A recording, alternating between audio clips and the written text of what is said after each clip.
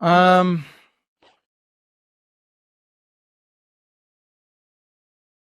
yeah, let me just put it straight without trying to sugarcoat and be diplomatic. And I apologize. And I really hope I don't upset the people that own this platform because, we get strikes and the like. Yeah. I believe fundamentally that, maybe if I don't use trigger words, I believe fundamentally that dark-skinned people from the African continent initially are the most inferior race on the planet. By default. Now, when you speak to them, they get very defensive. We had slavery, we've had apartheid, we've had colonization, they have all the excuses. And I'm like, I hear you. That's fine. Number one, you were colonized, you were enslaved, there was apartheid, you were segregated, your resources were taken, your continent was cut up into pieces and owned by other. Just that on its own means they were superior to you. Yeah, but they had superior weapons. Exactly. Why did you not have superior weapons?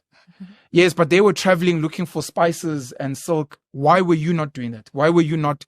Yeah, but if that's the standard of superiority and civilization and advancement, then I don't want to be like that. It's cool.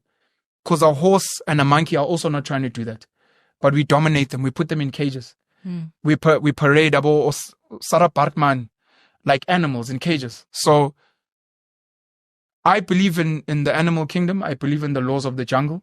And I believe the person that is feared the most, the person who gets things their way the most is superior. You could argue otherwise. You could say women are superior to men because, women control this. I'm like, no, they're not. Because they can't go where they want, do what they want when they want, whereas we can. They can try and spin it how they want, but the reality is they don't. They don't set the agenda. So what's happened in the modern world is that most of the dark-skinned people have become perpetual victims. They have excuses for everything. They whine about everything. And for me, that's also a sign of a defeated people. Whether it is a tribe complaining about Amazulu, whether it is a gender complaining about you men oppress us, whether it is a nation who is like, yeah, but the Americans are bullies. Whatever it is, man, as long as you're constantly whining, you are weaker and you're a loser. And I can tell you that other nations that don't have that type of mentality get going. Because there are smaller groups. And I reference this group and it upsets people, but it's whatever. You've got a group like the Afrikaners in this country who are a minority. They are a minority even to white people. They are looked down upon even by white Europeans. They are seen as scum. And they are seen as mixed breeds. French, German, Dutch. Came here, became mixed breeds. They were farmers. They were seen as sub-British. They were getting paid less than British people because it was like, you are dark-skinned farmers that, work with cows and you're close there to the blacks. And that's why a lot of them would also learn indigenous languages so they could communicate with the native. The British folk would not bother themselves with learning his Xhosa or his Zulu or Sotho. But the Afrikaners were there, the boss, the supervisor. And they uplifted themselves in various ways. They farmed. They took over this government, the British government. They built industry and they've become a force to be reckoned with globally. And one of the best ways that they are seen is through the sport of rugby. White Afrikaners dominate the rest of the world in rugby. They big, physically, they strong. They've done it in terms of the economy. When you look at what Christo Visa has achieved with ShopRite and Pepco, when you look at what Johan Rupert has achieved with Richmond, with Remgro, there are others, Yanni Mouton, PSG. I'm sure if I think a bit deeper, there are a lot of highly successful and celebrated Afrikaner business people. Of course, we speak about sports. We can speak about government. They took over this government here, and other spaces. They could have said, we're not British. But the natives are. They could have sat and whined. When the black government took over, instead of doing what ordinary losers do, which is whine, they went and they built their own Afrikaans schools. They went and they created their own communities like Orania. They are building their own universities now. They're like, those are signs of nations and groups that are not into inferiority. Dark-skinned people in South Africa have lost spaza shops. They didn't lose it to the British. They didn't lose it to Afrikaners. They didn't lose it to the Chinese. They lost it to other bunches of losers.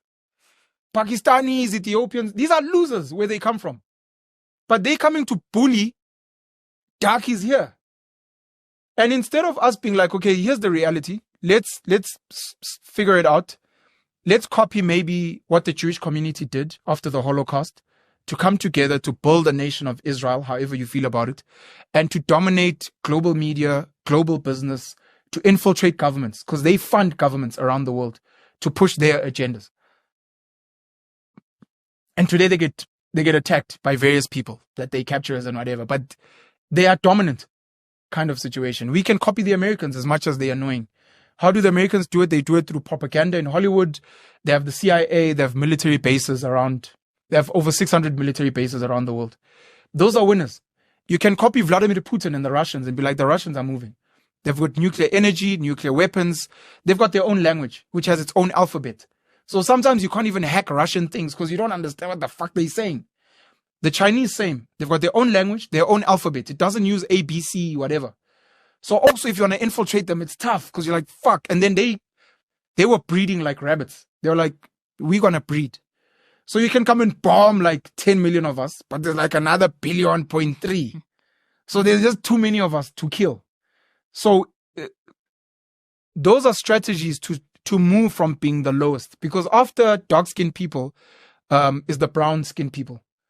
You know, if you go to places like India, Pakistan, Sri Lanka, Nepal, etc., they are second, but they are trying. They are dominating. The CEOs of the biggest tech companies in the world, your Googles, before Elon Musk, your Twitters, your WhatsApps, your Microsofts, those are all brown people that are the CEOs. In South Africa, some of the biggest beneficiaries of BEE that we don't talk about are brown-skinned people. Are brown-skinned people in this country. Of which maybe the more popular ones are the Guptas, who are not really native, but you know, Durban is run by like Vivian Reddy as an example. Amazing entrepreneur. You've got the Sheikh family. You've got the Mia family that owns all the land around Waterfall City, parts of Midrand, across the highway, etc. There are a lot of brown-skinned people around the world. In the UK, Metal Steel, which took over ISCO, the Mukesh Ambani family. After the brown people, arguably brown, but more light-skinned, is the Middle East, the Arabs. They maybe arm wrestle with yellow people, being the Chinese, the Koreans, the Japanese, right? So they arm wrestle for power. Those guys have oil. The Japanese, the Chinese, the Koreans are innovative. They'll take whatever you make, they'll break it apart, they'll make it cheaper, they'll multiply it, they'll kill the market. And today we see the power that they have. And then last number, we know is white-skinned Caucasian, who sadly, in my opinion, their power source is not innovation. They're not great at innovating and creating. Anyone who thinks they're inventors, it's just because of propaganda. They're not great at maximizing space, maximizing profits in spaces. What they are good at is exploration more than anyone else. They'll go into spaces. I mean, they're the people that go into Antarctica and the Amazon jungle, where everyone's like, hey, Baba, I fucking love my life. They bungee jump for fun. They climb Mount Everest. Like, you're like, it's not for survival. I'm just bored. For fun. You know, they do these crazy fucking things. They have like Red Bull Extreme Sports where they spin on motorcycles and break their arms. And like, fuck, they're so crazy. So they are explorers, number one. Mm-hmm. They are conquerors. Sure, they are conquerors from the Roman Empire and they are very big on managing and exploiting human beings and resources. That is actually what makes them powerful. What about us? No, I started with bottom. Oh, damn. But I want to compare this because other people don't understand when I say this. They're like, but why would you aspire to that? We aspire to lions. We think lions are great. What lions do is they go out there and they hunt the weakest animal. Mm-hmm. The weakest. When they're chasing buck, they're not trying to find the fastest buck. They find the one that's at the back. And then they tear it apart. You know, when you speak about rape and murder, they tear it apart with their teeth, bleeding. And then after doing that, they eat it. Now, you have to think of what that means in human form. That is a Caucasian who will come into your space, go for the weakest among you, tear you apart, eat you, rape you, dominate your thing, and then chill. and be like, no, but the law doesn't allow that. The Constitution, we must follow the rule of law. Where's the democracy? And you're like, hey, no, he's quite right. He's not right. We're like hyenas. We wait until they're done, and then we eat whatever's. We're not the hyenas. The hyenas might be someone else. Vultures. You wish we were vultures. Tina, we get the scrap. We're like the ants that eat after the vultures have eaten. Because we're not even scavengers, man. So, maybe parasites is a better one. Because I believe in the animal kingdom and the laws of the jungle. I apologize. I know it's not nice. It's not nice. This is what I was saying with like, these are the things that will get me cancelled when I share. I don't have that mindset. And I realize when I try to get other people to have a superiority mindset, I get called names. You're running a cult, you have a God complex. People like you are sellout, utando ngamla. And I'm like, everything you're saying now sounds like a bunch of buck just whining that one of the other buck is trying to move like a lion. One of the other buck is trying to learn from the lions. You're like, but we believe in Ubuntu. We're not those people that eat other animals. You're like, okay, cool. Have your Ubuntu. Other animals will just keep eating you because that's just what they do. Unfortunately. So do your thing, man. Have Ubuntu and be peaceful and humble. It's fine. But don't wake up tomorrow and then whine that they're eating us because that's what they do. You either defend yourself. You don't have to eat them, but you can defend yourself and say, we'll be back. We'll set the trap so that they fall in and they die kind of situation. But Utaki is unfortunately at the bottom of the food chain when it comes into the real world. Even the things that we're proud of, like we're just proud of culture that we can dance and we know the latest slang. Like that's all we can contribute to society. Like, cause there's always that thing of, us as black people, no, we don't want white people to dance like us. That's from us. We started that. We did that. That's all you're fighting for. We don't even know how to monetize it properly. It's white people that monetize the greatest of black culture. Like we're fighting for something that doesn't even matter because when it's time, life or death, is that culture, that slang, that hair, that what that you guys said you brought and you should be gatekeeping gonna do anything for you? It won't. So I get what you're saying. So that's from the modern world perspective. Sorry, Sihleeey. Guys. Huh? We're out of time. So that's from a modern world perspective. But I'll tell you this. When you move away from that narrative, when it comes to richness of culture, music, art, our physical specimen, our ability to adapt in sun, in bad weather, our ability like camels to survive with minimal water, minimal food, to endure the hardest oppression and still be able to smile and laugh.